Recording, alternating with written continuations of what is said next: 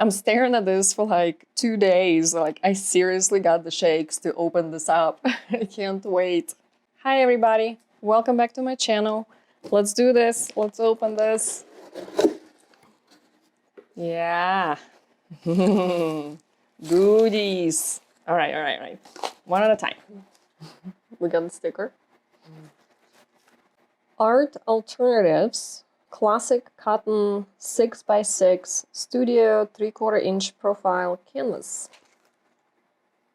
I don't know, I don't think I'm gonna use this for testing. I'm gonna care, it's cute. I think I'm gonna grab something else for testing, but so we have the boards also from Art Alternatives. This one is 8x8, so economy cotton canvas panel. And we also have one 6x6. Cute. I don't know if I'm going to use this or this for the actual artwork.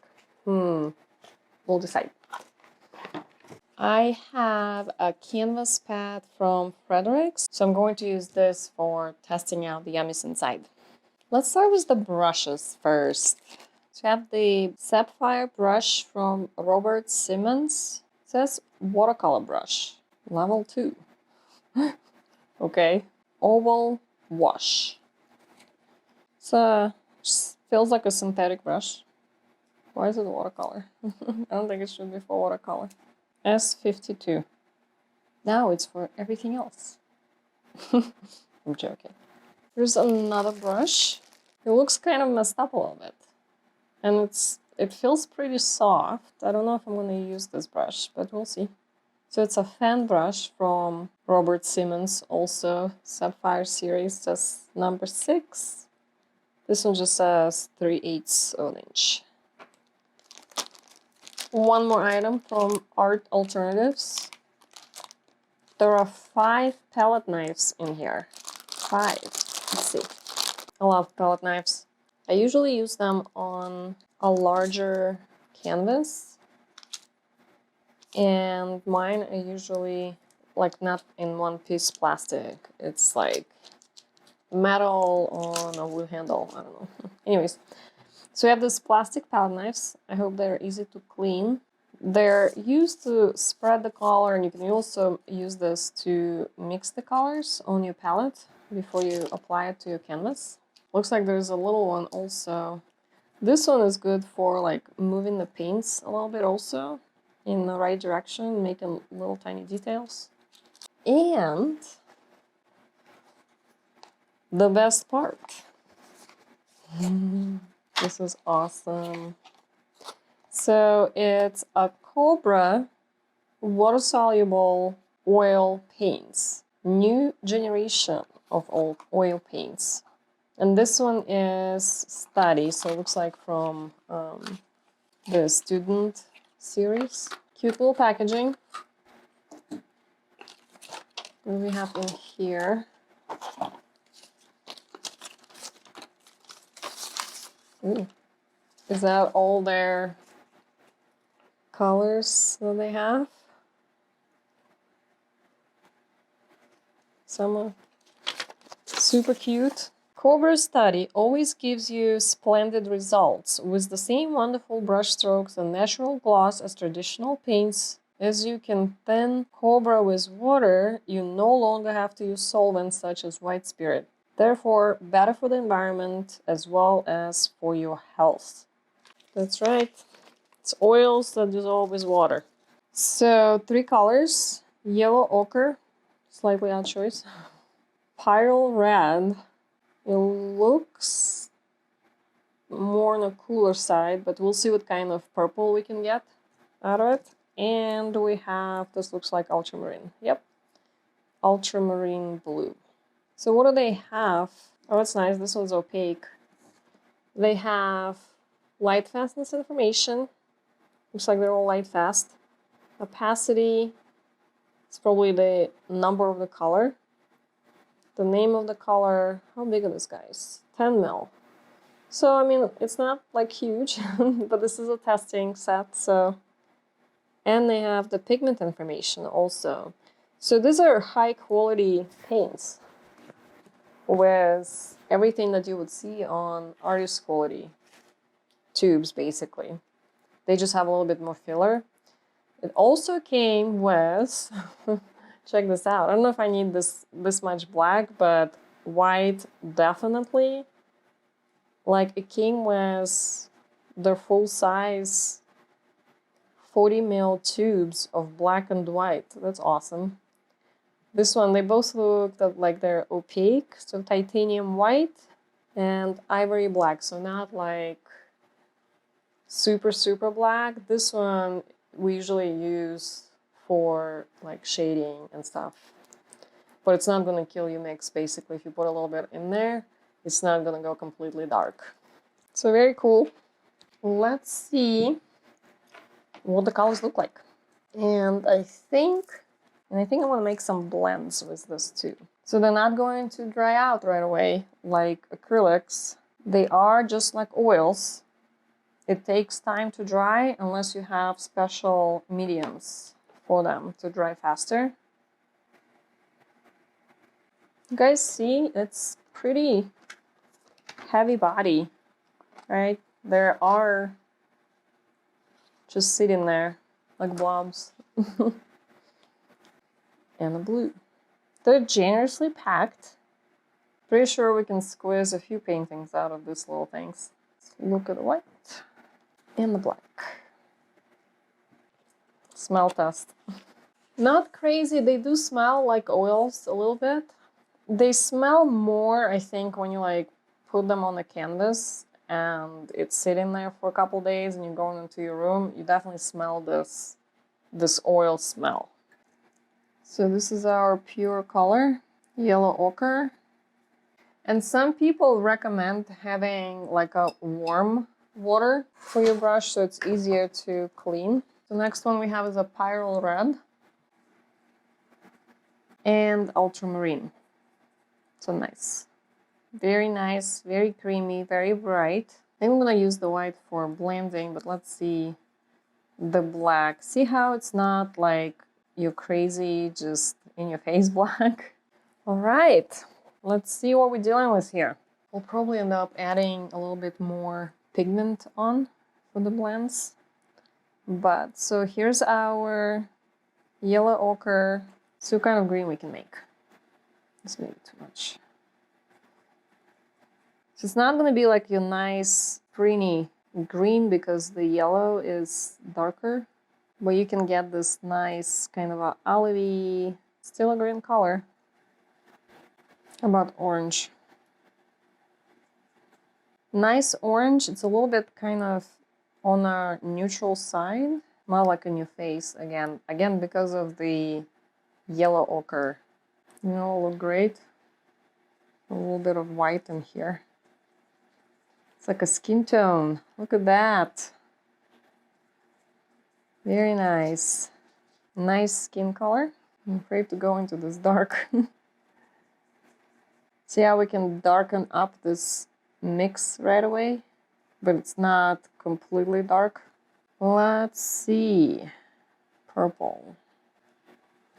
We actually get a really, really nice violet. Very nice. Let's warm it up a little bit just to see what kind of variations we can make. Very nice. It's very nice. So it is a very good mixing red. And I like the choice of the blue. I'm not sure about this one though. Of course, because we have the white, we can make all the super nice pastel colors with these guys. Right? What else? Let's do this guy. How about you? Yeah, it's still gonna be on this more of a neutral. I don't know if I call it neutral green. More like on the olivey side. Let's see what happens if we just do this. I want to add the white and the black just to see what kind of variations we can get. I'm very happy about this purple. So here it is with the white. You need a little bit of red in here to make a skin tone. And I'm gonna add a little bit of black just to see what we can get. kind of mud it down a little bit. Let's see the same with the red. Yeah, it's a very nice red. So PR 254. Oh, beautiful. Like a nice blush. Very nice. Let's see the black. You can make like this, almost like a brown Indian red kind of a color.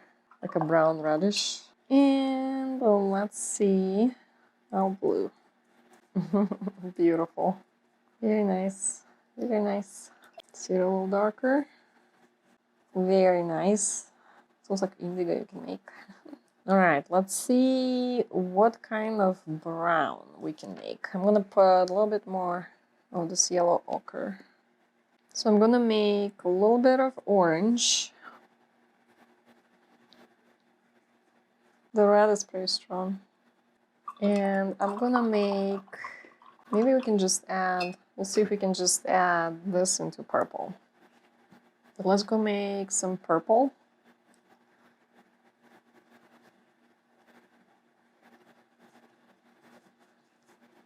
Get in there. All right, purple.